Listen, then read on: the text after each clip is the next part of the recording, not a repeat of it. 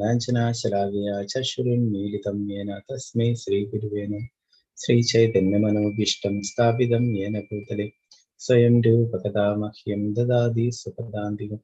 वन्देऽहं श्रीगुरु श्रीयुतापदकमलं श्रीगुरु वैष्णवांश श्रीरूपं सकृचापं सगणरघुनाथान्वितं तं सजीवं सात्विकं सावधूतं परिजनसहितं कृष्णचैतन्यदेवं श्रीराधाकृष्णपादां सगणललितां श्रीविशाखान्वितां च। हे कृष्णा करुणा सिन्धु दीनबन्धु जगत्पते गोपेश गोपिका कान्त राधाकान्त नमस्तुते। तप्तकाञ्चन गौराङ्गी राधे वृन्दावनेश्वरी वृषभानुसुते देवी प्रणमामि हरिप्रिये। वाञ्छकल्पतरुभ्यश्च कृपा सिन्धुभ्यः च पतितानां पावनेभ्यो वैष्णवेभ्यो नमो नमः। पञ्चतत्त्वात्मकं कृष्णं भक्तरूपस्वरूपं भक्तावतारं भक्ताख्या नमामि भक्तशक्तिकं। नित्यानन्दमहं सर्वानन्दकरं परं हरिनामप्रतं देवम् अवधूतशिरोमणि। नमो महाविद्याय कृष्णप्रेमप्रदायते कृष्णाय कृष्णचैतन्य नाम्ने गौरशनं। नमो विष्णुपादाय कृष्णपृष्ठाय भूतले श्रीमते भक्तिवेदान्तस्वामिन्निधि नामिने। नमस्ते सारस्वती देवे गौरवाणि प्रचारिणे निर्विशेष शून्यवादी पाश्चात्यदेशधर। जय श्री कृष्ण चैतन्य प्रभु नित्यानंद श्री अद्वैत गदाधर श्रीवासादि गौर भक्त वृंद। हरे कृष्णा कृष्ण कृष्ण हरे हरे हरे राम राम राम हरे हरे। गुरुवे गौरचंद्राय राधिकाय हरे कृष्णाय कृष्ण भक्ताय नमः। श्री प्रभुपाद की जय।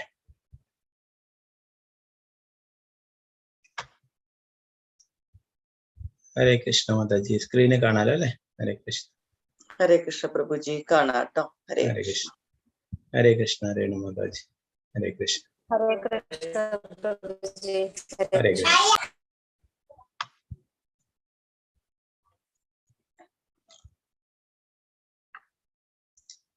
ഹരേ കൃഷ്ണ. എല്ലാവർക്കും കുന്തി ദേവിയുടെ പ്രാർത്ഥനകൾ എന്ന ക്ലാസ്സിലേക്ക് സ്വാഗതം. നമ്മൾ ഇന്നലെ കുന്തി ദേവി കുറെ വിഷമങ്ങൾ സഹിച്ചതിനെ കുറിച്ച് പറയുന്നതാണ് നമ്മൾ ഇന്നലെ പഠിച്ചത് അല്ലെ. ധാരാളം വിഷമങ്ങൾ കഷ്ടതകള് സഹിച്ചു. ഭർത്താവില്ലാത്ത ഭർത്താവിന്റെ മരണം കഴിഞ്ഞിട്ട് പിന്നീട് 5 മക്കളെയും കൊണ്ട് ധാരാളം കഷ്ടപ്പാടുകളൊക്കെ അനുഭവിച്ചു അല്ലെ. അപ്പോഴൊക്കെ കുന്തി ദേവി ഭഗവാനെ ഒരിക്കലും കൈവിട്ടില്ല അല്ലെ. അപ്പൊ കുന്തി ദേവി നമുക്ക് പറഞ്ഞു തരുന്നു നമുക്ക് എത്ര അപകടങ്ങൾ ഉണ്ടായാലും ഒക്കെ എന്തെങ്കിലും വിപത്തുകൾ ഉണ്ടായാലും ഒക്കെ നമ്മൾ ഒരിക്കലും ഭഗവാനെ കൈവിടരുത് അല്ലെ. നമ്മളിപ്പോ അതില് ആ ബ്രഹ്മാവ് പറയുന്നതൊക്കെ നമ്മൾ പഠിച്ചു. നമുക്ക് വലിയ വിഷമങ്ങൾ വരുമ്പോൾ ചെറുതാക്കിയിട്ട് ഭഗവാൻ നമുക്ക് അങ്ങനെ അത്രയും അനുഭവിച്ചാൽ മതി അല്ലെ. അപ്പൊ അത് ഭഗവാന്റെ കാരുണ്യമായിട്ട് കാണണം എന്നൊക്കെ നമ്മൾ ഇന്നലത്തെ ക്ലാസ്സിൽ പഠിച്ചു അല്ലെ. അപ്പോഴിന്ന് കുന്തിമാറാണി ഭഗവാനോട് വീണ്ടും പ്രാർത്ഥിക്കുന്നതാണ് 25ാമത്തെ ശ്ലോകം. കുന്തി ദേവിയുടെ ഉപദേശങ്ങൾ എന്നതിൽ 8ാമതായിട്ട് വരുന്ന ശ്ലോകമാണ്.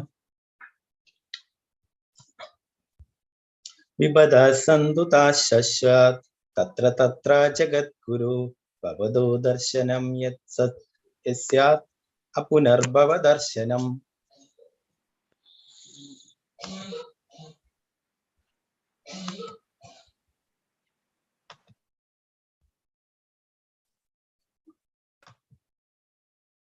ഇവിടെ കുന്തിമാറാണി പറയുന്നത് അത്തരം മഹാവിപത്തുകൾ വീണ്ടും വീണ്ടും ഉണ്ടാവണമെന്ന് ഞാൻ ആഗ്രഹിക്കുന്നു. എന്തെന്നാൽ അപ്പോൾ മാത്രമേ ഞങ്ങൾക്ക് അങ്ങയെ വീണ്ടും വീണ്ടും ദർശിക്കാനാവുകയുള്ളൂ. ഭഗവാനെ ദർശിക്കുക എന്നാൽ ജനന മരണ ആവർത്തന ചക്രത്തിൽ നിന്നുള്ള മോചനം എന്നാണ് അർത്ഥം. അപ്പോ കുന്തിമാറാണി ഇവിടെ വീണ്ടും വീണ്ടും ആപത്തുകള് വന്നോട്ടെ എന്ന് പറയുന്നല്ലേ. അപ്പോ എന്തിനു വേണ്ടിയിട്ടാണ്? അപ്പോഴൊക്കെ ഭഗവാനെ ദർശിക്കാൻ സാധിക്കും അല്ലെ. ഭഗവാൻ എപ്പോഴും ആ സംരക്ഷണത്തിനായിട്ട് ഭഗവാൻ എപ്പോഴും ഉണ്ടാവും അല്ലെ. അപ്പൊ അതുകൊണ്ട് തന്നെ ഭഗവാന്റെ ആ സാന്നിധ്യം, ഭഗവാന്റെ ദർശനം ലഭിക്കും അല്ലെ. അപ്പൊ നമ്മൾ പഠിച്ചു ഭഗവാനെ കുറിച്ച്. ഭഗവാനെ കാണുന്നത് എന്താണ് പറയുന്നത്? ആ ജന്മമൃത്യു ജരാവ്യാധി ചക്രത്തിൽ നിന്നുള്ള മോചനമാണെന്ന് പറയുന്നത് അല്ലെ. നമ്മൾ ഭഗവത്ഗീതയിൽ പഠിച്ചു. ഭഗവാൻ പറയുന്നത് അല്ലെ, ജന്മകർമ്മചമേ ദിവ്യമേവം യോ വേത്തി തത്വദേഹം പുനർജന്മനൈതി മാമേതി സ്വർജന എന്ന് ഭഗവാൻ പറഞ്ഞല്ലേ. ഭഗവാന്റെ ആ അവതാരങ്ങളെ കുറിച്ചും ഭഗവാന്റെ ലീലകളെ കുറിച്ചൊക്കെ നമ്മൾ കേട്ടാലും പഠിച്ചാലും മനസ്സിലാക്കിയാൽ തന്നെ നമുക്ക് ഈ ഭൗതിക ലോകത്ത് നിന്ന് മോചനം ലഭിക്കുന്നവരുണ്ട്. അപ്പൊ ഭഗവാനെ നേരിട്ട് ദർശിക്കുക, അത് അത്രയും മഹത്തരമാണ് അല്ലെ, അത്രയും പരിശുദ്ധ ഭക്തർക്ക് ലഭിക്കുന്നതാണ് അല്ലെ. അപ്പൊ അതുകൊണ്ട് തന്നെ കുന്തിമാറാണി പറയുന്നു, അങ്ങേ കാണാൻ സാധിക്കും അല്ലെ. എല്ലാ വിപത്തുകളിൽ നിന്നൊക്കെ രക്ഷിച്ചു, കുരുക്ഷേത്ര യുദ്ധത്തിൽ നിന്ന് അതിലൊക്കെ വിജയം നേടി, രാജ്യമൊക്കെ തിരിച്ചു വാങ്ങിച്ചു കൊടുത്തു അല്ലെ. എല്ലാം കഴിഞ്ഞിട്ട് ഭഗവാൻ ദ്വാരകയിലേക്ക് പോവാൻ ഒരുങ്ങുമ്പോഴാണ് ഇങ്ങനെ കുന്തിമാറാണി പ്രാർത്ഥിക്കുന്നത്. അപ്പോ ആ ഭഗവാൻ ഉള്ളത് കൊണ്ട് തന്നെ അവർക്ക് എല്ലായ്പ്പോഴും എന്താണ് പൂർണ്ണമായിട്ടുള്ള സംരക്ഷണം ലഭിച്ചിരുന്നു അല്ലെ. അപ്പോൾ വിഷമങ്ങൾ ഉള്ളപ്പോഴാണ് ഭഗവാൻ എപ്പോഴും കൂടെ ഉണ്ടായിരുന്നത്. അതുകൊണ്ട് തന്നെ കുന്തിമാറാണി ആഗ്രഹിക്കുന്നു ഭഗവാൻ എപ്പോഴും കൂടെ ഉണ്ടാവണം. അതിനു വേണ്ടിയിട്ടാണ് പറയുന്നത്. അതിനു വേണ്ടിയിട്ട് വിഷമങ്ങൾ മഹാവിപത്തുകളൊക്കെ വന്നോട്ടെ, അങ്ങനെ വന്നാലും സാരമില്ല, എന്താണ് ഭഗവാൻ എപ്പോഴും കൂടെ ഉണ്ടാവും. അപ്പൊ അത് കൊണ്ട് തന്നെ അത്രയും അപകടങ്ങളും വിഷമങ്ങളൊക്കെ വന്നോട്ടെ എന്ന് പ്രാർത്ഥിക്കുന്നു അല്ലെ. അപ്പോ വിഷമങ്ങൾ വരാനായിട്ട് വേണ്ടിയിട്ടല്ല പറയുന്നത്, എന്താണ് അപ്പോഴും ഭഗവാൻ എപ്പോഴും കൂടെ ഉണ്ടാവും. അത് കൊണ്ടാണ് അല്ലെ. നമുക്ക് സന്തോഷങ്ങൾ കൂടുതൽ വരുമ്പോ നമ്മൾ പലപ്പോഴും ഭഗവാനെ ഓർത്തൊന്നും വരില്ല. എന്നാൽ നമുക്ക് പെട്ടെന്ന് വിഷമങ്ങൾ വരുമ്പോൾ നമ്മൾ ഉടനെ ഭഗവാനോട് പ്രാർത്ഥിക്കും അല്ലെ. നമ്മൾ ക്ഷേത്രങ്ങളിലൊക്കെ പോകും, വഴിപാടുകളൊക്കെ കഴിപ്പിക്കും. അപ്പൊ നമുക്ക് അപ്പോഴ് അപകടങ്ങൾ വരുമ്പോൾ, വിഷമങ്ങൾ വരുമ്പോൾ നമ്മൾ കൂടുതൽ ഭഗവാനോട് പ്രാർത്ഥിക്കും. അപ്പോ ഇതിന്റെ വിവർത്തനം ഭാവാർത്ഥത്തിൽ ശ്രീല പ്രഭുപാദർ കുറെ കാര്യങ്ങൾ പറയുന്നു. അപ്പൊ നമുക്ക് അതിന്റെ ഭാവാർത്ഥം കൂടി നോക്കാം. വിവർത്തനം ഭാവാർത്ഥം എസ് ഭക്തിവേദാന്ത സ്വാമി ശ്രീല പ്രഭുപാദ് കി ജയ്. നമ്മൾ ഭാവാർത്ഥം തീർച്ചയായിട്ടും അത് മനസ്സിലാക്കണം. അതിൽ കുറെ കാര്യങ്ങൾ പ്രഭുപാദര് നമുക്ക് വിശദീകരിച്ചു തരുന്നു. സാധാരണഗതിയിൽ ധർമ്മപ്രവൃത്തികൾ നിർവഹിച്ച ഭാഗ്യ വിപര്യരായവർ, ആവശ്യക്കാർ, ബുദ്ധിമാന്മാർ, ജിജ്ഞാസുക്കൾ തുടങ്ങിയവരാണ് ഭഗവാനെ ആരാധിക്കുന്നത്. ഏത് വർണ്ണാശ്രമങ്ങളിലുള്ളവരായാലും മായാശക്തിയാൽ നയിക്കപ്പെടുന്ന പക്ഷം അവർക്ക് പരമപുരുഷനെ സമീപിക്കാനാവില്ല. ഭഗവത് ഭക്തനായ ഒരുവന് ഏതെങ്കിലും വിധത്തിലുള്ള വിഷമതകൾ ഉണ്ടായാൽ ഭഗവാന്റെ പാതാരവിന്ദങ്ങളെ അഭയം പ്രാപിക്കല്ലാതെ വേറെ യാതൊരു മാർഗവുമില്ല. ഭഗവത് പാതാരവിന്ദത്തിൽ നിന്ന് മോചനത്തിന് പരിശീലനം നേടുന്നത് എന്നർത്ഥമാകിയാൽ വൈഷമ്യഘട്ടങ്ങളെ നാം സ്വാഗതം ചെയ്യണം. എന്തെന്നാൽ അവ മോചനത്തെ അർത്ഥമാക്കുന്ന ഭഗവത് സ്മരണത്തിനുള്ള അവസരം നമുക്ക് പ്രദാനം ചെയ്യുന്നു. അജ്ഞതയാകുന്ന മഹാസാഗരത്തെ തരണം ചെയ്യാൻ അത്യന്തം ഉചിതമായി അംഗീകരിച്ചിരിക്കുന്ന ഭഗവത് പാദാംബുജങ്ങളെ അഭയം പ്രാപിച്ച ഒരാൾ കാലിക്കുളമ്പാൽ സൃഷ്ടിക്കപ്പെട്ട ലഘു ഗർത്തത്തെ മറികടക്കുന്ന ലാഘവത്തോടെ മോക്ഷം പ്രാപിക്കുന്ന അത്തരം വ്യക്തികൾ ഭഗവത് ധാമത്തിൽ വസിക്കുവാൻ യോഗ്യരാകുന്നു. ആകയാൽ അവർക്ക് ഓരോ ചുവടിലും ആപത്ത് പതിയിരിക്കുന്ന സംഘത്തെക്കുറിച്ച് ചിന്തിക്കേണ്ട ആവശ്യം തന്നെയില്ല. അപ്പൊ ഇവിടെ എന്താ പറയുന്നത്, ഭഗവാന്റെ ഭക്തന്മാർക്ക്, ഭഗവാന് സറണ്ടർ ആയവർക്ക് ഇവിടെ ഒരു കാലിക്കുളമ്പടിയിലുള്ള ജലം അല്ലെ, അത്രയും വലിയ സാഗരത്തെയാണ് നീന്തിയിട്ട് കടക്കേണ്ടതെങ്കിൽ ഭഗവാന് സറണ്ടർ ആയി കഴിഞ്ഞാൽ അത് നമുക്ക് ഒരു പശു നടന്നു പോയി കഴിഞ്ഞിട്ടാകുമ്പോ അതിന്റെ കുളമ്പ് അല്ലെ, അതിന്റെ കാലടി പതിഞ്ഞിട്ടുള്ള പാടുണ്ടാവും, അവിടെ ചെറിയൊരു കുഴി ഉണ്ടാവും അല്ലെ, അതിലുള്ള വെള്ളം അത്രയും അത് കടന്നു വെക്കാൻ നിഷ്പ്രയാസം ഏത് കുട്ടികൾക്കും സാധിക്കും അല്ലെ. അതേപോലെ നമുക്ക് വരുന്ന ആ വലിയ വലിയ വിഷമങ്ങളൊക്കെ ഭഗവാൻ അതിന്റെ തോത് കുറച്ച് തരുന്നു.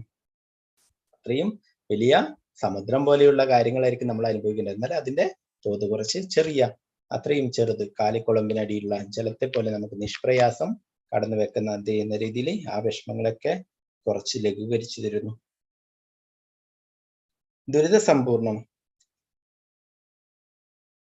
ദുരിതസമ്പൂർണമായ ഉത്കണ്ഠാവഹമായ സ്ഥലമായി ഈ ഭൗതിക ലോകത്തെ ഭഗവത്ഗീതയിൽ ഭഗവാൻ ഉദ്ഘോഷിച്ചിരിക്കുന്നു. ഈ ഭൗതിക ലോകത്തിന്റെ സ്വഭാവം തന്നെ ദുരിതസമ്പൂർണമാണെന്ന് മനസ്സിലാക്കാത്ത അല്പജ്ഞാനികൾ ആ വിഷമതകളെ ശരിപ്പെടുത്താൻ പദ്ധതികൾ ആസൂത്രണം ചെയ്യുന്നു. അപ്പൊ നമ്മൾ ഭഗവത്ഗീതയിൽ പഠിച്ചു അല്ലെ, ഈ ലോകത്തിന് ഭഗവാൻ നൽകിയിട്ടുള്ള പേരെന്താണ്? ആർക്കാണ് അറിയാ? കൈ ഉയർത്തിയാൽ മതി. ഭഗവാൻ ഈ ഭൗതിക ലോകത്തിന് ഒരു പേര് തന്നിട്ടുണ്ടായിരുന്നു.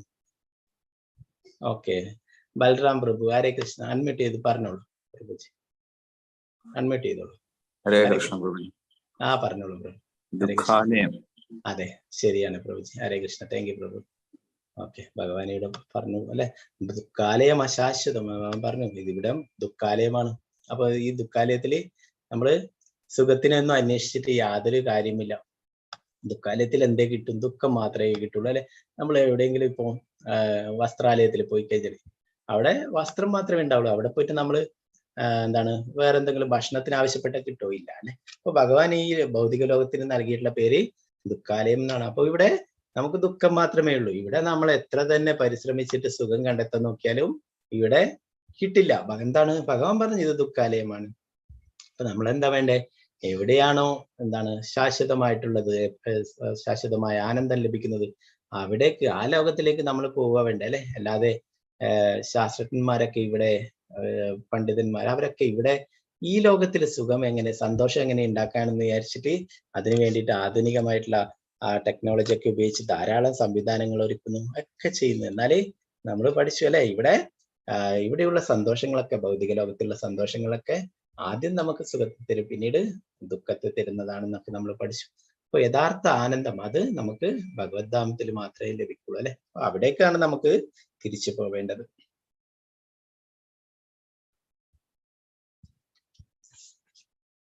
അപ്പൊ ഇവിടെ ദുഃഖാലയമാണെന്ന് മനസ്സിലാക്കാത്ത അല്പജ്ഞാനികളൊക്കെ ഈ വിഷമതകളെ അതിനെ മറികടക്കാനായിട്ട് പദ്ധതികളൊക്കെ ആസൂത്രണം ചെയ്യുന്നു. വിപത്തുകളുടെ ലാഞ്ചന പോലുമില്ലാത്ത പരമാനന്ദ സമ്പൂർണമായ ഭഗവദ്ധാമത്തെ കുറിച്ചുള്ള യാതൊരു അറിവും അവർക്കില്ല. ആകയാൽ ഏത് സാഹചര്യത്തിലും നിശ്ചയമായും സംഭവ്യമായേക്കാവുന്ന ലൗകിക അപകടങ്ങളിൽ പ്രക്ഷുബ്ധനാകാതെ ഇരിക്കുകയാണ്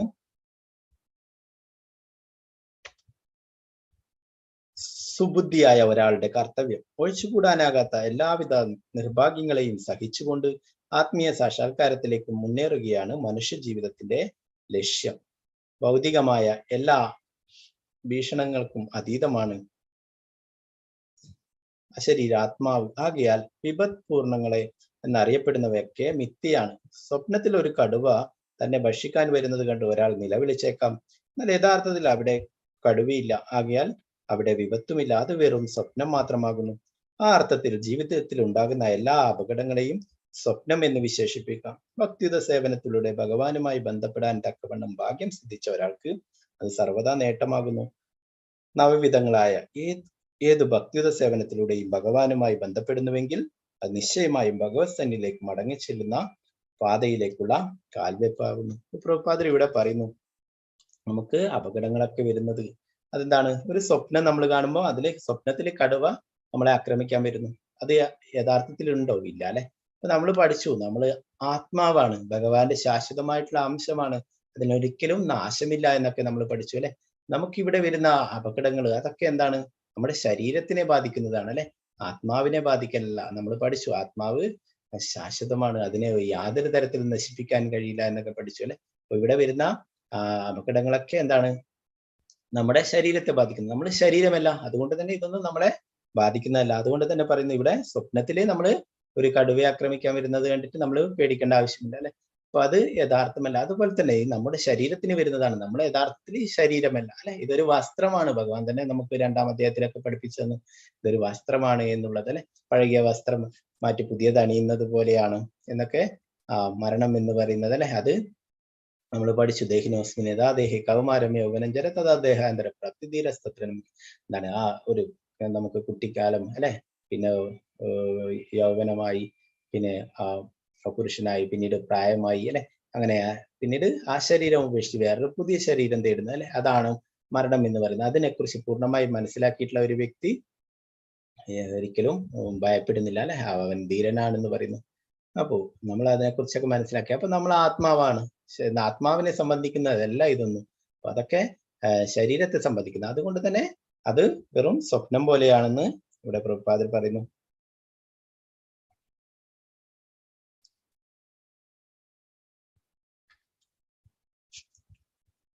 പിന്നീട് ഇവിടെ പറയുന്നത് എന്താണ്? നവവിധങ്ങളായ ഏത് ഭക്തി സേവനത്തിലൂടെയും ഭഗവാനുമായി ബന്ധപ്പെടുന്നുവെങ്കിൽ അത് നിശ്ചയമായും ഭഗവത് സന്നിധിയിലേക്ക് മടങ്ങി ചെല്ലുന്ന പാതയിലേക്കുള്ള കാൽവെപ്പാകുന്നു. അപ്പോൾ നമുക്ക് ഭഗവത് ധാമത്തിലേക്ക് എത്തിച്ചേരാനുള്ള ആ ഉപാധിയാണ് ഭഗവാൻ പറഞ്ഞുകൊണ്ടിരുന്നത് അല്ലെ, ഭക്തിയുടെ സേവനം ചെയ്യുക എന്നത്. ഭഗവാൻ തന്നെ ഭഗവത്ഗീതയിൽ പറഞ്ഞു, സുസുഖം കർത്തും അവ്യയം. എന്താണ്? നമുക്ക് സുഖമായിട്ടും സന്തോഷമായിട്ടും ഒക്കെ ചെയ്യാൻ പറ്റുന്നതാണ് ഈ ഭക്തിയുടെ സേവന മാർഗം എന്ന് ഭഗവാൻ തന്നെ പറഞ്ഞു തന്നിട്ടുണ്ടായിരുന്നു അല്ലെ.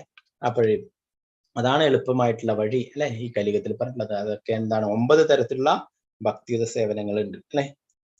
അപ്പോ ഒന്നാമതായിട്ട് ശ്രവണം, നമ്മള് ഭഗവാനെ കുറിച്ച് കേൾക്കുക അല്ലെ. പിന്നെ കീർത്തനം, ഭഗവാനെ കുറിച്ച് കീർത്തിക്കുക, ഭഗവാന്റെ തിരുനാമം ജപിക്കുക. ഇതൊക്കെ എന്താണ് ആ ശ്രവണം കീർത്തനം അല്ലെ. നമ്മൾ പഠിച്ചു ഭഗവാന്റെ തിരുനാമം നമ്മൾ ഉറക്കെ ജപിക്കുകയാണെങ്കിൽ എന്താണ്, നമ്മള് ശ്രവണം, അത് ഭഗവാൻ നമ്മൾ ജപിക്കുന്ന ആ തിരുനാമം നമ്മൾ കേൾക്കുകയും നമ്മൾ അക്ഷരത്തിൽ ജപിക്കുകയും ചെയ്യാണ്ടെങ്കിൽ ശ്രവണം കീർത്തനമായി അല്ലെ. നമ്മൾ ഭഗവാന്റെ വിഗ്രഹത്തിന്റെ മുന്നിലോ ഫോട്ടോയുടെ മുന്നിലോ ഒക്കെ ഇരുന്നിട്ട് ജപിക്കുകയാണെങ്കിൽ നമുക്ക് ഭഗവാനെ ഓർക്കാനും സാധിക്കും അല്ലെ. 3 പ്രക്രിയയും നമ്മൾ ഭഗവാന്റെ തിരുനാമം ജപിക്കുമ്പോൾ സാധിക്കും. എന്താണ്, ശ്രവണവും കീർത്തനവും സ്മരണവും സാധിക്കും അല്ലെ. അങ്ങനെ പടിപടിയായിട്ട് 9 ഭക്തിത സേവനങ്ങളുണ്ട് നമ്മൾ പഠിച്ചല്ലേ. ശ്രവണം, ഭഗവാനെ കുറിച്ച് കേൾക്കുക, കീർത്തനം, ഭഗവാനെ കുറിച്ച് കീർത്തിക്കുക, സ്മരണം, ഭഗവാനെ കുറിച്ച് ഓർക്കുക. ശ്രവണം, കീർത്തനം, സ്മരണം, പാദസേവനം, ഭഗവാന്റെ ക്ഷേത്രം പ്രദക്ഷിണം ചെയ്യുക, ഭഗവത് ധാമുകൾ സന്ദർശിക്കുക, വൃന്ദാവനം, മായാപൂർ പോലുള്ള സ്ഥലങ്ങൾ പരിക്രമം ചെയ്യുക, ഭഗവത് ധാമൊക്കെ. പിന്നെ പാദസേവനം, അർച്ചനം, ഭഗവാനെ പൂജകൾ അർപ്പിക്കുക, വന്ദനം, ഭഗവാന്റെ മുന്നിൽ നമസ്കരിക്കുക അല്ലെ. നമ്മൾ പറഞ്ഞു ഭഗവാന്റെ മുന്നിൽ നമസ്കരിച്ചു കഴിഞ്ഞാൽ ആ ശ്രീമദ് ഭാഗവതം 18,000-ാമത്തെ ശ്ലോകത്തിൽ തന്നെ പറയുന്നു, നാമസങ്കീർത്തനമേസ്യ സർവപാപ പ്രണാശനം പ്രണാമോ ദുഃഖശമനം തം നമാമി ഹരിപരം. ഭഗവാന്റെ മുന്നിൽ നമ്മൾ ഒരിക്കലും നമസ്കരിക്കുകയാണ് തന്നെ നമ്മുടെ എല്ലാ ദുഃഖങ്ങളും ഇല്ലാതാവുന്നു. അപ്പോ ആ ഭഗവാന്റെ മുന്നിൽ നമസ്കരിക്കുക എന്ന് പറയുന്നത് അത്രയും പ്രധാനപ്പെട്ടതാണ് അല്ലെ. അപ്പൊ വന്ദനം, ഭഗവാനെ നമസ്കരിക്കുക, അർച്ചനം, വന്ദനം, ദാസ്യം, ഹനുമാൻ സ്വാമിയെ പോലെയൊക്കെ ഭഗവാന്റെ വേണ്ടിയിട്ട് സേവനങ്ങളൊക്കെ ചെയ്യുക. പിന്നെ സാഖ്യം, അർജുനെ പോലെ ഒരു സുഹൃത്തായി കണ്ട് ഭഗവാനെ സേവനങ്ങൾ ചെയ്യുക. പിന്നെ സാഖ്യം, പിന്നീട് അവസാനമായിട്ട് ആത്മനിവേദനം, എല്ലാം ഭഗവാനെ സമർപ്പിക്കുന്ന അല്ലെ. ആത്മനിവേദനത്തെ കുറിച്ച് പറയുമ്പോൾ ബലി മഹാരാജാവിനെയാണ് പറയുക, എല്ലാം ഭഗവാനായിട്ട് തൻ്റെതായിട്ടുള്ള എല്ലാം ഭഗവാനായിട്ട് സമർപ്പിച്ചു അല്ലെ. നമ്മൾ ഭഗവത്ഗീത ക്ലാസ്സിൽ ചർച്ച ചെയ്തു. സ്വന്തം ഗുരു ശുക്രാചാര്യർ പറഞ്ഞു, ഇവിടെ വന്നിട്ടുള്ളത് കപടനാട്യക്കാരനായിട്ടുള്ള ആ നാരായണനാണ്, നീ ഒരിക്കലും ഒന്നും കൊടുക്കരുത് എന്ന് പറയുകയുണ്ടായി. എന്നാൽ ബലി മഹാരാജ് പറഞ്ഞു, ആരാണോ ആർക്ക് വേണ്ടിയിട്ടാണോ നമ്മൾ ഈ ദാനവും തപസ്സും ഇതൊക്കെ ചെയ്യുന്നത്, യജ്ഞങ്ങളൊക്കെ ചെയ്യുന്നത് അല്ലെ. നമ്മൾ ഭഗവത്ഗീതയിൽ പഠിച്ചു,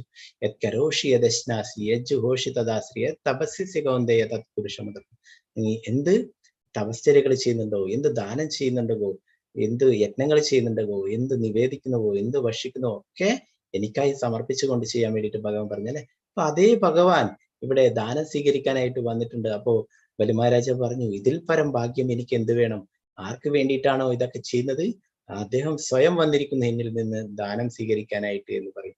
അപ്പോൾ ആ ഗുരുവിന്റെ വാക്കുകളെ നിന്ദിക്കുകയുണ്ടായി ശുക്രാചാര്യർ. പ്രഭുപാദർ പറയുന്നു, ഇങ്ങനെയുള്ള ഗുരുക്കന്മാരെ നമ്മൾ നിന്ദിക്കണം, ഭഗവാൻ എതിരായിട്ട് പറയുന്ന ഗുരുക്കന്മാരെ നമ്മൾ അവോയ്ഡ് ചെയ്യണം, നിന്ദിക്കണം, അവരെ അനുസരിക്കേണ്ട ആവശ്യമില്ല എന്ന് പറഞ്ഞു.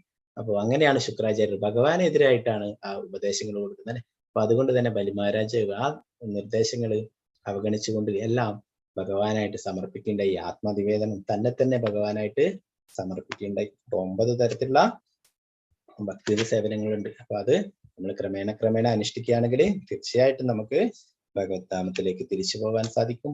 അവിടെയും നമുക്ക് ഭക്തിയുത സേവനങ്ങൾ ചെയ്യാൻ സാധിക്കും.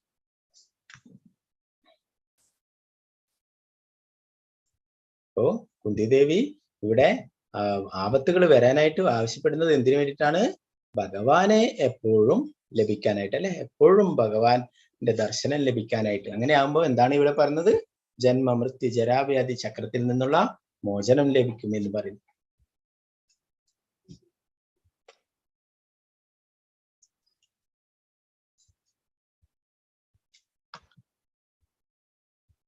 നമുക്ക് 26-ാമത്തെ ശ്ലോകത്തിലേക്ക് പോവാം.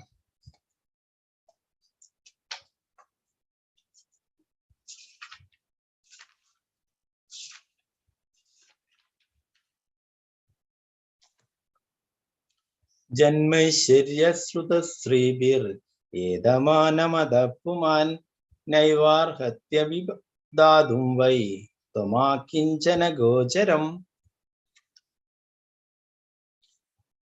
വിവർത്തനം ഭാവാർത്ഥം ശ്രീപ്രഭുപാദിക്ക്. അല്ലയോ ഭഗവാനെ, അങ്ങയുടെ സനാതനമായ ആത്മീയധാമം പ്രാപ്തമാക്കുക വളരെ ലളിതമാണ്. പക്ഷേ നശ്വരമായ ഭൗതിക കാര്യങ്ങളിൽ വ്യാപൃതരായവർക്ക് അങ്ങയെ പ്രാപിക്കുക അത്യന്തം പ്രയാസകരമാകുന്നു. സ്വന്തം വംശം, സമ്പത്ത്, ഉന്നത വിദ്യാഭ്യാസം, ശരീര സൗന്ദര്യം തുടങ്ങിയ ലൗകിക കാര്യങ്ങൾ മാത്രം ശ്രദ്ധ കേന്ദ്രീകരിക്കുന്ന ഒരാൾക്ക് പൂർണ്ണ മനസ്സോടെ അങ്ങയെ സ്മരിക്കുവാൻ കഴിയാത്തതിനാൽ അവർക്കെന്നും അങ്ങ് അപ്രാപ്യം തന്നെയായിരിക്കും.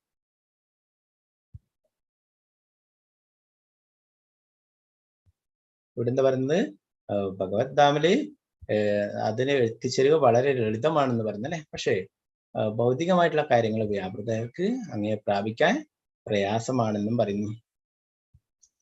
അപ്പോൾ നമുക്കുള്ള സമ്പത്ത്, നമ്മുടെ ജ്ഞാനം, സൗന്ദര്യം, അപ്പോൾ ഇതിലൊക്കെ നമുക്ക് ചെറിയ ചെറിയ അഹങ്കാരങ്ങളൊക്കെ ഉണ്ടാവും അല്ലെ. എന്നാൽ ഈ ഗുണങ്ങളൊക്കെ എവിടെ നിന്നാണ് വന്നിട്ടുള്ളത്? ഭഗവാനിൽ നിന്നാണ് അല്ലെ. നമ്മൾ പഠിച്ചു ഭഗവാൻ എന്നതിന്റെ അർത്ഥം തന്നെ എന്താണ്? ഷഡൈശ്വര്യങ്ങൾ പൂർണ്ണമായിട്ടുള്ളതാണെന്ന് പത്മപുരാണത്തിൽ പറയുന്നല്ലേ. ഇതൊക്കെ എവിടെ നിന്നാ വന്നിട്ടുള്ളത്? ഭഗവാനിൽ നിന്നാ വന്നില്ലേ. ഇതൊക്കെ പൂർണ്ണമായിട്ടും ആർക്ക് മാത്രമേ ഉള്ളൂ? ഭഗവാന് മാത്രമേ ഉള്ളൂ അല്ലെ. നമ്മൾ ഭഗവാന്റെ ചെറിയൊരു അംശമാണ്. അതുകൊണ്ട് തന്നെ നമുക്കൊരു ചെറിയ ഭാഗം ആ കാര്യങ്ങളൊക്കെ നമുക്കും ഉണ്ടല്ലേ. അപ്പൊ അതിൽ നമ്മൾ ഒരിക്കലും അഹങ്കരിക്കാതിരിക്കും അല്ലെ. അപ്പൊ നമുക്ക് ഈ കാര്യങ്ങളൊക്കെ ഉണ്ടെങ്കിൽ ഇതൊക്കെ എന്തിനാണ്?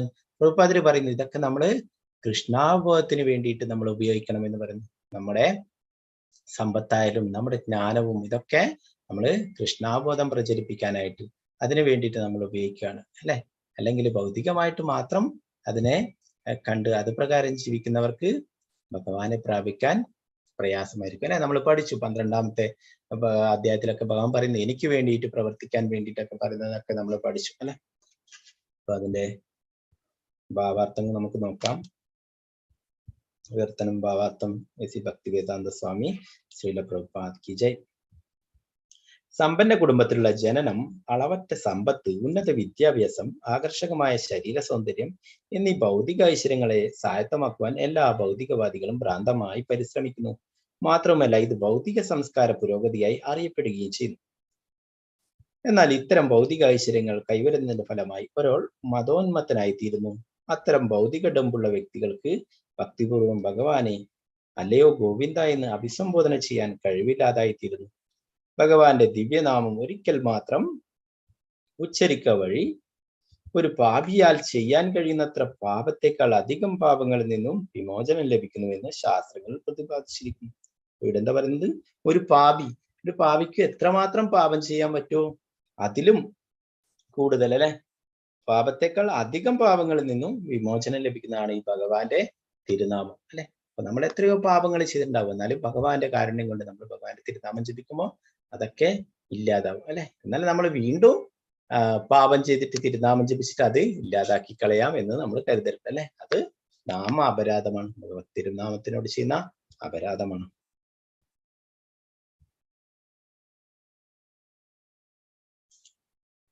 ഈ പ്രസ്താവനയിൽ ലേശം പോലും അതിശയോക്തിയില്ല. പരമാർത്ഥത്തിൽ ഭഗവാന്റെ ദിവ്യനാമത്തിന് അത്തരം ശക്തിമത്തായ വീര്യമുണ്ട്. എന്നാൽ അത്തരം ഭാഷിതങ്ങൾക്ക് ഒരു ഗുണനിലവാരമുണ്ട്. അത് ഭാവത്തിന്റെ മേന്മയെ അടിസ്ഥാനപ്പെടുത്തിയുള്ളതാകുന്നു. നിസ്സഹായനായ ഒരാൾ ഭാവനിർഭരമായി ഭഗവാന്റെ പവിത്രനാമത്തെ ഉച്ചരിക്കുന്നു. നേരെ മറിച്ച് നിറഞ്ഞ ഭൗതിക സംതൃപ്തിയോടെയുള്ള അതേ നാമോച്ചാരണം അത്രത്തോളം ആത്മാർത്ഥതയുള്ളതല്ല. ഭൗതിക ഗർഭുള്ള വ്യക്തി കാര്യവശാൽ ഭഗവാന്റെ ദിവ്യനാമം നടത്തിയേക്കാം. എന്നാൽ ഗുണമേന്മയോടുകൂടി ദിവ്യനാമം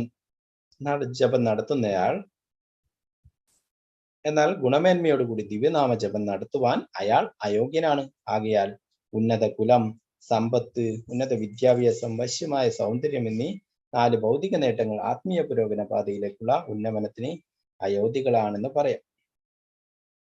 അനാരോഗ്യകരമായ ശരീരത്തിന്റെ ബാഹ്യലക്ഷണമാണ് പനി എന്നതുപോലെ അത്രത്തോളം ശുദ്ധ അശരീരാത്മാവിന്റെ ബാഹ്യലക്ഷണമാണ് ഇത്തരം ഭൗതിക ആവരണങ്ങൾ. പനിയുടെ തോത് ന്യൂനീകരിക്കുകയും കടുത്ത പ്രവൃത്തികൾ അതിനെ പ്രകോപിപ്പിക്കാതിരിക്കുകയും ചെയ്യുകയാണ് സാമാന്യ പ്രക്രിയ.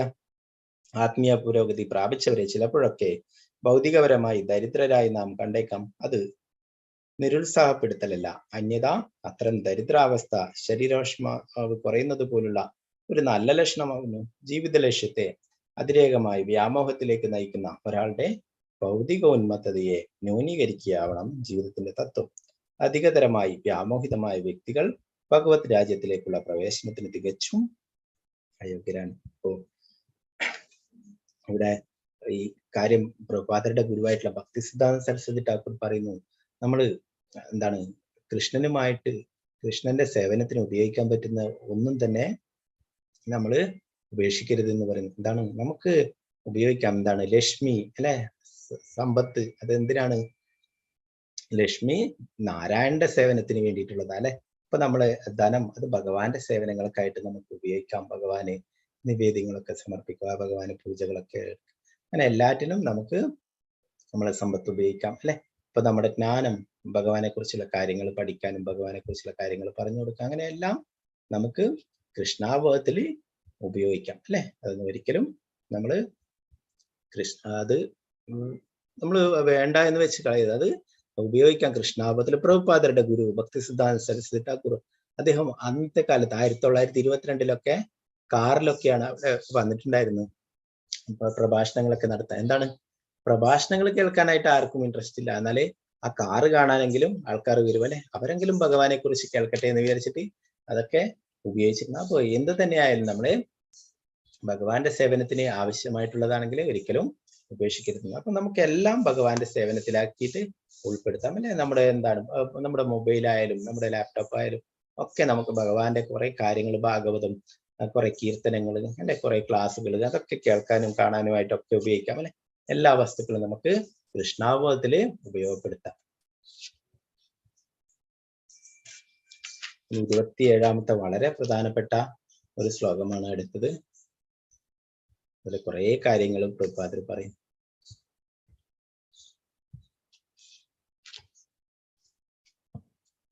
നമോ അകിഞ്ചന വിത്തായ നിവൃത്ത ഗുണവൃത്തയേ ആത്മാരാമായ ശാന്തായ കൈവല്യ പദയേ നമഃ.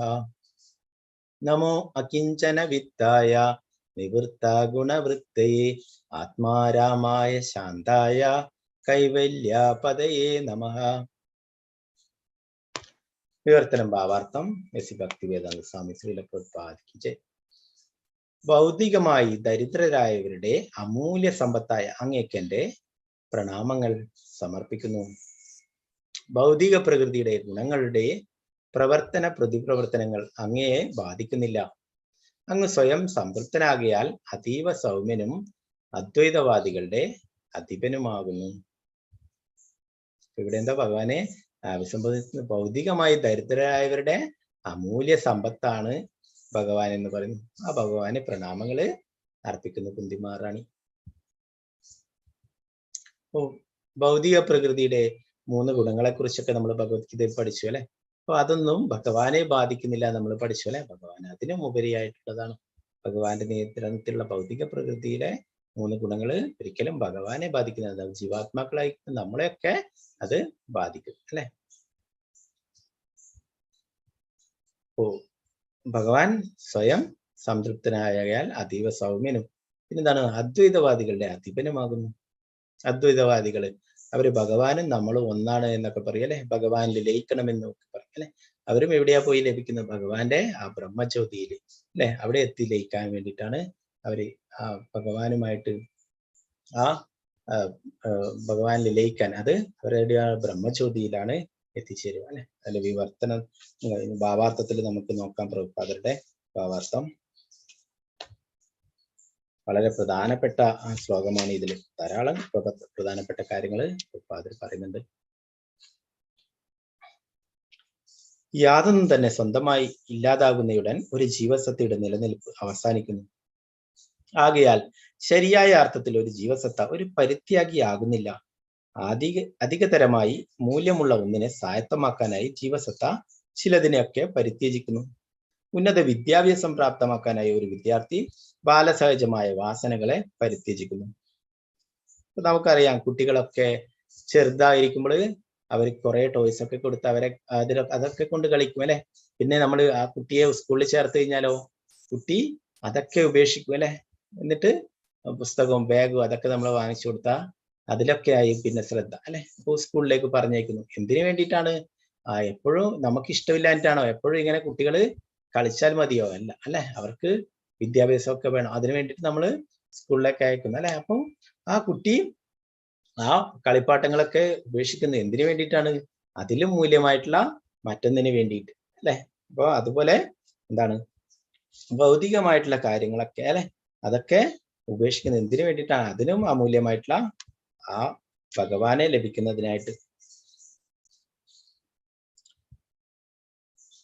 ഉന്നത വിദ്യാഭ്യാസം പ്രാപ്തമാക്കാനായി ഒരു വിദ്യാർത്ഥി ബാലസഹജമായ വാസനകളെ പരിത്യജിക്കുന്നു. മെച്ചപ്പെട്ട ജോലിക്ക് വേണ്ടി ഒരു തൊഴിലാളി തന്റെ നിലവിലെ ജോലി ഉപേക്ഷിക്കുന്നത് പോലെ ഒരു പരിത്യാഗി ഭൗതിക ലോകത്തെ പരിത്യജിക്കുന്നത് വെറുതെയല്ല, അധികം മെച്ചപ്പെട്ട ആത്മീയ മൂല്യമായ സ്ഫുടമായ ഒന്നിനു വേണ്ടിയാണ്. ഇപ്പൊ ഭൗതിക ലോകത്തിലുള്ള കാര്യങ്ങളൊക്കെ ഉപേക്ഷിക്കുന്നത് അതിലും അമൂല്യമായിട്ടുള്ള വേണ്ടിയിട്ടാണ് അല്ലെ. നമുക്കൊരു ഒരു ചെറിയ ജോലിയാണെങ്കിൽ അതിലും ശമ്പളവും അതിലും നല്ല ജോലിയൊക്കെ കിട്ടുകയാണെങ്കിൽ നമ്മൾ എന്താ ചെയ്യുക? പഴയ ജോലി ഉപേക്ഷിച്ചിട്ട് വേറെ പുതിയതിൽ ചേരും അല്ലെ. ശ്രീ രൂപഗോസ്വാമിയും സനാതന ഗോസ്വാമിയും ശ്രീ രഘുനാഥ് ദാസ് ഗോസ്വാമിയും മറ്റുള്ളവരും ലൗകികമായ മോടിയും സമൃദ്ധിയും മറ്റും ഭഗവത് സേവനത്തിനായി ഉപേക്ഷിച്ചു. അപ്പോ രൂപഗോസ്വാമി, സനാതന ഗോസ്വാമി ഇവരൊക്കെ അന്നത്തെ ആ മുഗൾ സാമ്രാജ്യത്തിലെ ആ ചക്രവർത്തികളുടെ മന്ത്രിമാരൊക്കെ ആയിരുന്നു. ധനകാര്യമന്ത്രി അങ്ങനെയുള്ള മന്ത്രിസ്ഥാനങ്ങളൊക്കെ അലങ്കരിച്ചിരുന്നവരായിരുന്നു. എന്നാൽ അവര് ഭഗവാന്റെ സേവനത്തിനായിട്ട് ഇതൊക്കെ ഉപേക്ഷിക്കുകയാണ് ചെയ്തത്. എത്രയോ കാലമായിട്ട് അവർക്ക് ലഭിച്ചിട്ടുള്ള ശമ്പളമൊക്കെ സ്വർണ്ണ നാണയങ്ങളായിരുന്നു അപ്പോഴും ലഭിച്ചിരുന്നു. ലക്ഷക്കണക്കിന് സ്വർണ്ണ നാണയങ്ങൾ ശമ്പളമായിട്ട് അവർക്ക് ലഭിച്ചിരുന്നു. അപ്പൊ അവർക്ക് അവിടെ നിന്ന് രക്ഷപ്പെട്ടിട്ട് ചൈതന്യ മഹാപ്രഭുവിന്റെ അടുക്ക എത്താനായിട്ട് അവര് ആ ശമ്പളമൊക്കെ ആ സ്വർണ്ണ നാണയങ്ങളൊക്കെ അവിടെയുള്ള ജോലിക്കാർക്ക്, ആ സെക്യൂരിറ്റിക്കാർക്ക് കൊടുത്തിട്ട് അവിടുന്ന് രക്ഷപ്പെട്ടു വരികയാണ് ഉണ്ടായത്.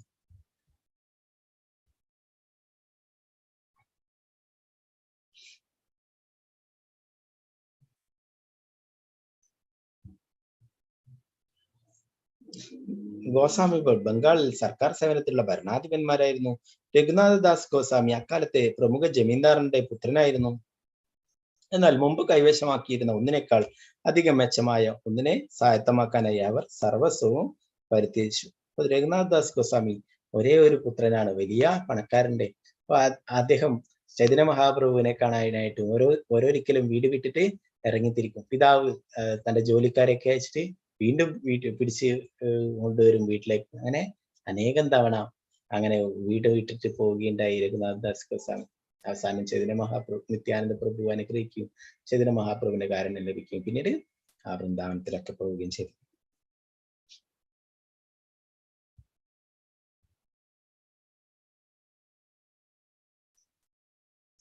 ഭക്തർ സാധാരണയായി ഭൗതിക ഐശ്വര്യമില്ലാത്തവരാകുന്നു. എന്നാൽ അവർക്ക് ഭഗവത് ചരണ കമലങ്ങളിൽ അതീവ രഹസ്യമായ നിധി സംഭരണമുണ്ട്. ശ്രീല സനാതന ഗോസ്വാമിയെ കുറിച്ച് ഹൃദ്യമായ ഒരു കഥയുണ്ട്. അദ്ദേഹത്തിന്റെ പക്കൽ ചിന്താമണിക്കല്ലുണ്ടായിരുന്നു.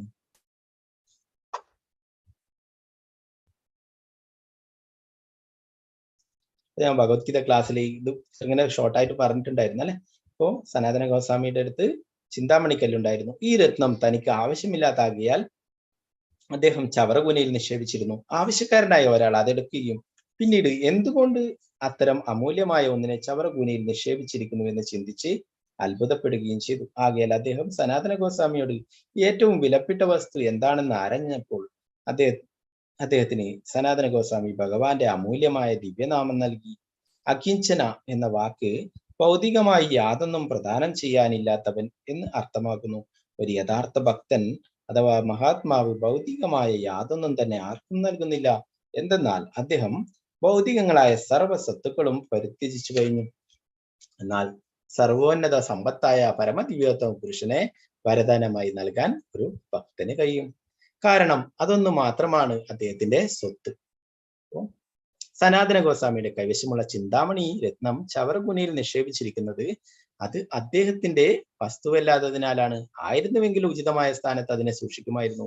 ഭൗതിക അഭിലാഷങ്ങളും ആത്മീയ പുരോഗതിയും രണ്ടും കൂടി ഒരുമിച്ച് കൊണ്ടുപോകുന്നത് ഹാനി വരുത്തുന്നതാണെന്ന് ഒരു നവഭക്തനെ ബോധ്യപ്പെടുത്താൻ വേണ്ടി മാത്രമാണ് ഈ സവിശേഷ ദൃഷ്ടാന്തം നൽകിയിരിക്കുന്നത്. സർവ്വതിനെയും ഭഗവാനുമായി ബന്ധപ്പെടുത്തി ആത്മീയ ദർശനം നേടാൻ കഴിയാത്ത പക്ഷം ഒരാൾ ആത്മാവിനെയും ദ്രവ്യത്തെയും സദാ വേർതിരിച്ചറിയണം. ശ്രീല സനാതന ഗോസ്വാമിയെ പോലുള്ള ആത്മീയ ഗുരുക്കന്മാർക്ക് സർവ്വതിനെയും ആത്മീയമായി ദർശിക്കാൻ സാധിച്ചിരുന്നു. നമുക്ക് അത്തരം ആത്മീയ ദൃഷ്ടിയില്ലാതിനാൽ മാത്രമാണ് ഈ ദൃഷ്ടാന്തം ഇവിടെ നൽകപ്പെട്ടിരിക്കുന്നത്. അപ്പോ ആ ചിന്താമണിക്കല്ലിന് യാതൊരു പ്രാധാന്യവും കൽപ്പിച്ചില്ല അല്ലെ. നമ്മൾ പഠിച്ചു ഭൗതികമായിട്ടുള്ള വസ്തുക്കൾക്കൊന്നും യാതൊരു മൂല്യവും അവര് നൽകുന്നില്ല അല്ലെ. എന്താണ് മണ്ണായാലും കല്ലായാലും സ്വർണമായാലും വജ്രമായാലും എല്ലാം ഇതിനും ഒരേ മൂല്യമാണ് കാണിക്കുന്നത്. എന്താണ്? എല്ലാം ഭൗതികമായിട്ടുള്ള വസ്തുക്കളാണ് അല്ലെ. എന്നാൽ ഭഗവാനും ഭഗവാന്റെ തിരുനാമവും അതാണ് അമൂല്യമായിട്ടുള്ള സമ്പത്ത് എന്ന് പറഞ്ഞല്ലേ. സാധാരണയായി ആൾക്കാർ പറയും എന്താണ്, സാധാരണ ജനങ്ങളൊക്കെ ഭഗവാന്റെ അടുത്ത് പോയിട്ട് എനിക്ക് കാറ് വേണം, എനിക്ക് വീട് വേണം, എനിക്ക് സ്വർണം വേണം, പണം വേണം, ഇതൊക്കെയാണ് ആവശ്യപ്പെടുക അല്ലെ. എന്നാൽ ഇസ്കോണിലെ ഭക്തന്മാർ പോയിട്ട് ഭഗവാന്റെ അടുത്ത് പോയിട്ട് എന്താ ആവശ്യപ്പെടുക? അങ്ങേ തന്നെ എനിക്ക് വേണമെന്ന് പറയും. അപ്പോൾ ഇതൊക്കെ തരുന്നത് ആരാണ്? ഭഗവാനാണ്. സ്വർണമായാലും കാറായാലും വീടായാലും ഒക്കെ സാധാരണ ജനങ്ങൾ ആവശ്യപ്പെട്ട് കഴിഞ്ഞാല് അവർക്ക് കൊടുക്കുന്നത് ഭഗവാനാണ് അല്ലെ. അപ്പൊ ഒരു യഥാർത്ഥ ഭക്തൻ ആ ഭഗവാനെ തന്നെ വാങ്ങിക്കുന്നു. അങ്ങേ തന്നെ എനിക്ക് വേണമെന്ന് പറയും. അപ്പൊ ഭഗവാനുള്ളിടത്ത് നമ്മൾ പഠിച്ചല്ലേ, ഭഗവാനുള്ളിടത്ത് ലക്ഷ്മി ഉണ്ടാവും, എല്ലാം ഉണ്ടാവും. ഭഗവാൻ നമ്മുടെ ജീവിതത്തിൽ ഉണ്ടെങ്കിൽ നമുക്ക് എല്ലാം ഉണ്ടാവും, ഐശ്വര്യങ്ങളും എല്ലാം വിജയവും ഒക്കെ ഉണ്ടാവുന്നു. ഭഗവത്ഗീതയിൽ നമ്മൾ പഠിച്ചു അല്ലെ. ഓ നമ്മള് ആ എല്ലാം ഭഗവാനെ മുൻനിർത്തിക്കൊണ്ട് ചെയ്യാനായിട്ട് ഭഗവാൻ ധാരാളം ഉപദേശങ്ങളൊക്കെ തന്നു അല്ലെ. നമ്മുടെ സമ്പത്തായാലും ഒക്കെ ഭഗവാന്റെ സേവനത്തിന് ഉൾപ്പെടുത്തുക. നമ്മൾ എന്റേത് എന്നുള്ള ആ ചിന്തയില്ലാതെ ഒക്കെ ഭഗവാന്റേതാണ് അല്ലെ. ഇത് ഭഗവാന്റെ വീടാണ്, ഭഗവാന്റെ പൂജാ റൂമാണ്, അപ്പൊ ഭഗവാന്റെ വീടാണ് അത് അല്ലെ. പിന്നെ നമ്മൾ ജോലി ചെയ്തിട്ടൊക്കെ അത് കിട്ടിയിട്ടാകുമ്പോൾ ഭഗവാന്റെ പൂജകൾക്കും മറ്റുള്ള ഭഗവാന് നിവേദിക്കാനുള്ള ഫ്രൂട്ട്സ് മറ്റുള്ള വിഭവങ്ങളൊക്കെ വാങ്ങിക്കാനായിട്ട് ഉപയോഗിക്കുക. അപ്പൊ അതൊക്കെ ഭഗവാന്റെ സേവനത്തിനായിട്ടാണ് നമ്മൾ ആ ചെയ്യുന്നുള്ളത്. ഇതെല്ലാം ഭഗവാനെ സമർപ്പിച്ചുകൊണ്ട് ചെയ്യുക.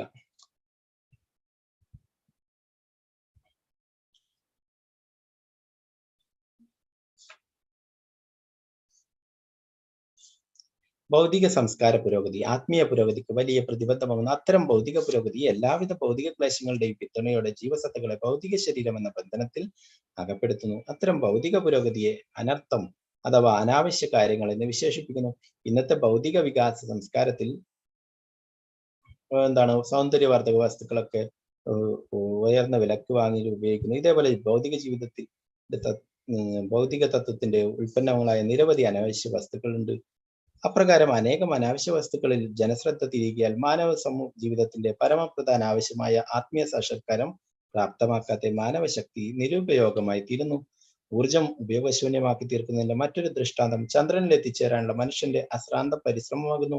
ചന്ദ്രനിൽ എത്തിച്ചേർന്നുവെങ്കിൽ തന്നെയും ജീവിതത്തിന്റെ പ്രശ്നങ്ങൾ പരിഹരിക്കപ്പെടുന്നില്ല. പ്രായോഗികമായ യാതൊരു ഭൗതിക മുതലുകളും ഭഗവത് ഭക്തന്മാർക്ക് ഇല്ലാതിനാൽ അവരെ അകിഞ്ചനന്മാർ എന്ന് വിശേഷിപ്പിക്കുന്നു. അത്തരം ഭൗതിക സ്വത്തുക്കളെല്ലാം തന്നെ ഭൗതിക പ്രകൃതിയുടെ ത്രിഗുണങ്ങളുടെ ഉൽപ്പന്നങ്ങളാണ്. അവ ആത്മീയ ശക്തിയെ നിഷ്ഫലമാക്കുന്നു. ആകയാൽ ഭൗതിക പ്രകൃതിയിലെ അത്തരം ഉൽപ്പന്നങ്ങൾ നാം എത്രത്തോളം കുറച്ചുപയോഗിക്കുന്നു അത്രത്തോളം അധികതരമായി ആത്മീയ പുരോഗതിക്കുള്ള സുവർണാവസരം നമുക്ക് പ്രാപ്തമാകുന്നു. പരമദിവ്യോത്തമ പുരുഷനായ ഭഗവാന് ഭൗതിക കർമ്മങ്ങളുമായി നേരിട്ട് ബന്ധമില്ല. ഭഗവാന്റെ സർവകർമ്മങ്ങളും ലീലകളും ഭൗതിക ലോകത്തിൽ പ്രദർശിപ്പിക്കുന്നുവെങ്കിൽ തന്നെയും അവയെല്ലാം ഭൗതിക പ്രകൃതിയുടെ ത്രിഗുണങ്ങളുടെ സ്നിഗ്ധതയില്ലാത്ത ആത്മീയ പ്രവർത്തനങ്ങളാവുന്നു. ഭഗവത്ഗീതയിൽ ഭഗവാൻ ഇപ്രകാരം അരുളി ചെയ്തു.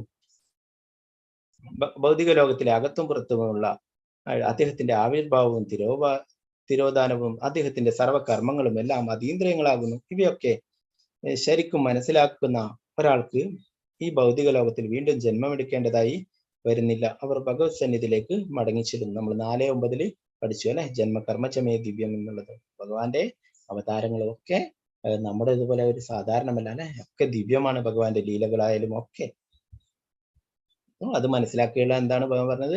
ജന്മകർമ്മചമേ ദിവ്യം ഏവം തത്വാദേഹം പുനർജന്മനൈതിമാവധി സ്വർജന. നമ്മള് വീണ്ടും ഈ ഭൗതിക ലോകത്തിൽ പിറക്കേണ്ടി വരില്ല. തീർച്ചയായിട്ടും നമ്മൾ ഭഗവത് ധാമത്തിൽ എത്തിച്ചേരുമെന്ന് ഭഗവാൻ നമുക്ക് ഉറപ്പ് തരുന്നു അല്ലെ. അതുകൊണ്ടാണ് നമ്മൾ ഭഗവത്ഗീത പഠിക്കുന്നത്, ഭഗവാന്റെ തിരുനാമം ജപിക്കുന്നത് അല്ലെ. ഇതൊക്കെ ദിവ്യമായിട്ടുള്ളതാണ്. ഇതൊന്നും ഒരു സാധാരണമായിട്ടുള്ള ഭൗതികമായിട്ടുള്ള കാര്യമല്ല, അതീന്ദ്രിയമായിട്ടുള്ളതാണ്. ഭഗവാനെ സംബന്ധിക്കുന്നതൊക്കെ ഭൗതിക രോഗാവസ്ഥയ്ക്ക് ഹേതു ഭൗതിക പ്രകൃതിക്കുമുള്ള ആധിപത്യവും അഭിനിവേശവുമാകുന്നു. ഈ അഭിലാഷം ഭൗതിക പ്രകൃതിയുടെ ത്രിഗുണങ്ങളുടെ പ്രതിപ്രവർത്തന ഫലമായി ഉണ്ടാകുന്നവയാണ്. ഇത്തരം മിഥ്യ ആസ്വാദനത്തിൽ ഭഗവാനോ ഭഗവത് ഭക്തർക്കോ അഭിനിവേശം ഉണ്ടായിരിക്കുന്നില്ല. ആകയാൽ ഭഗവാനെയും ഭക്തരെയും നിവൃത്ത ഗുണവൃത്തി എന്ന് വിശേഷിപ്പിക്കുന്നു. ഭൗതിക പ്രകൃതിയുടെ ഗുണങ്ങളിൽ ഒരിക്കലും വ്യാമോഹിതനാകാത്തതിനാൽ ഉത്തമ നിവൃത്ത ഗുണവൃത്തി പരമപുരുഷനായ ഭഗവാനാകുന്നു. അതേസമയം ജീവസത്തകൾക്ക് അത്തരം പ്രവണതയുണ്ട്. അവരിൽ ചിലർ ഭൗതിക പ്രകൃതിയുടെ മായികമായ ആകർഷണത്തിന്റെ കെണിയിൽ അകപ്പെടുന്നു. പരസ്പര പൂരകമായി ഭഗവാൻ ഭക്തരുടെയും ഭക്തർ ഭഗവാന്റെയും സ്വത്താകുന്നു. ഭക്തർ നിശ്ചയമായും ഭൗതിക പ്രകൃതിയുടെ ത്രിഗുണങ്ങൾക്ക് അതീന്ദ്രനാണ്. പ്രകൃതിയായുള്ള നിർണയമാണത്. ഔത്സുക്യത്താൽ അല്ലെങ്കിൽ ക്ലേശങ്ങളുടെയോ ദാരിദ്ര്യത്തിന്റെയോ പ്രശമനത്തിനായി ഭഗവാനെ സമീപിക്കുന്ന മിശ്രഭക്തരും തികച്ചും വിഭിന്നരാണ് അത്തരം ശുദ്ധഭക്തർ. ശുദ്ധഭക്തരും ഭഗവാനും അതീന്ദ്രിയമായി പരസ്പരം ബന്ധപ്പെട്ടിരിക്കുന്നു. പ്രതിപ്രവർത്തനം ചെയ്യേണ്ടതായി യാതൊന്നുമില്ലാതിനാൽ ഭഗവാനെ ആത്മാരാമൻ അഥവാ സ്വയം സംതൃപ്തൻ എന്ന് വിശേഷിപ്പിക്കുന്നു. സ്വയം സംതൃപ്തനാകയാൽ ഭഗവത് അസ്തിത്വത്തിൽ സംലയിക്കുവാൻ കാക്ഷിക്കുന്ന എല്ലാ അദ്വൈതവാദികളുടെയും യജമാനൻ ഭഗവാനാകുന്നു. ഭഗവാന്റെ സ്വകീയ തേജസ്സിൽ സംലയിക്കുന്ന അത്തരം അദ്വൈതവാദികളെ ബ്രഹ്മജ്യോതിയിൽ എന്ന് വിശേഷിപ്പിക്കുന്നു. എന്നാൽ ഭക്തർ ഭഗവാന്റെ അതീന്ദ്രിയ ലീലകളിൽ പ്രവേശിക്കുന്നു.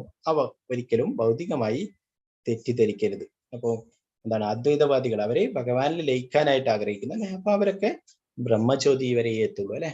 നമ്മൾ പഠിച്ചു ബ്രഹ്മൻ, പരമാത്മാ, ഭഗവാൻ അല്ലെ. 3 തരത്തിൽ ഭഗവാൻ എന്നുള്ളതാണ് ഏറ്റവും ഉയർന്ന തലത്തിലുള്ള ആരാധന രീതി അല്ലെ. പിന്നെ പരമാത്മാവായിട്ട് നമ്മുടെ ഹൃദയത്തിലുള്ള 4 കൈകളുള്ള രൂപത്തിലുള്ള ക്ഷീരോദകശായി വിഷ്ണു പരമാത്മാവായിട്ട് നമ്മുടെ ഹൃദയത്തിലുണ്ട് അല്ലെ. ആ പരമാത്മാവിനെ ധ്യാനിക്കുന്നു. പിന്നെ എന്താണ് മായ അല്ലെ. എന്താണ് ഭഗവാന്റെ ആ ബ്രഹ്മജ്യോതിയിലെ അദ്വൈതവാദികൾ ഭഗവാനുമായിട്ട് ലയിക്കാൻ ആഗ്രഹിക്കുന്നു. അവര് ഭഗവാനുമായിട്ട് ഒന്നാകാൻ ആഗ്രഹിക്കുന്നു അല്ലെ. നമ്മൾ പഠിച്ചു, നമ്മൾ ഭഗവാന്റെ അംശമാണെന്ന് പഠിച്ചു അല്ലെ. അളവില് നമ്മള് എന്താണ് അത്രയും ചെറുതാണ് അല്ലെ. ഭഗവാൻ വിശാലമായിട്ടുള്ളതാണ്. അപ്പോ ആ ഭഗവാനുമായിട്ട് ലയിക്കുക എന്ന് പറയുന്നതല്ല നമ്മുടെ യഥാർത്ഥ ലക്ഷ്യം എന്ന് പറയുന്നത്. നമ്മൾ ഇവിടെ പരിശീലിക്കുന്നു, ഭക്തിയുത സേവനങ്ങൾ ചെയ്തിട്ട് പരിശീലിക്കുന്നു. നമ്മൾ ഭഗവത് ധാമത്തിൽ എത്തിച്ചേർന്നിട്ടും അവിടെയും ഭക്തിയുത സേവനങ്ങൾ ചെയ്തിട്ട് ഭഗവാന്റെ കൂടെ എപ്പോഴും കഴിയാൻ വേണ്ടിയിട്ടാണ് ഒരു ഭക്തൻ ആഗ്രഹിക്കുന്നത്. അല്ലാതെ ഭഗവാനിൽ ലയിച്ചു കഴിഞ്ഞാൽ പിന്നെ അസ്തിത്വമില്ല അല്ലെ. ആ ഭഗവാനിൽ ലയിക്കുന്നു, അതല്ല നമുക്ക് വേണ്ടത്. ഒരിക്കലും നമുക്ക് ഭഗവാന് സേവനങ്ങൾ ചെയ്യാൻ വേണ്ടത് ഭഗവത് ധാമത്തിൽ. അതാണ് നമ്മുടെ യഥാർത്ഥമായിട്ടുള്ള എന്താണ് ആ പൊസിഷൻ. നമ്മൾ പഠിച്ചു ജീവരസ്വരൂപഹോയ് നിത്യ കൃഷ്ണദാസൻ. നമ്മളൊക്കെ ഭഗവാന്റെ നിത്യ സേവകൻ എന്നാണുള്ളതാണ് നമ്മുടെ യഥാർത്ഥ പൊസിഷൻ. അവിടേക്ക് നമുക്ക് തിരിച്ചു പോയിട്ട് ഭഗവാന് സേവനങ്ങൾ ചെയ്യുക വേണ്ടത്, അല്ലാതെ നമുക്ക് അതിലേക്ക് ലയിക്കുകയല്ല വേണ്ടത്. അപ്പൊ അത്തരത്തിലുള്ള അദ്വൈതവാദികളുടെയും യജമാനൻ അത് ഭഗവാനാകുന്നു.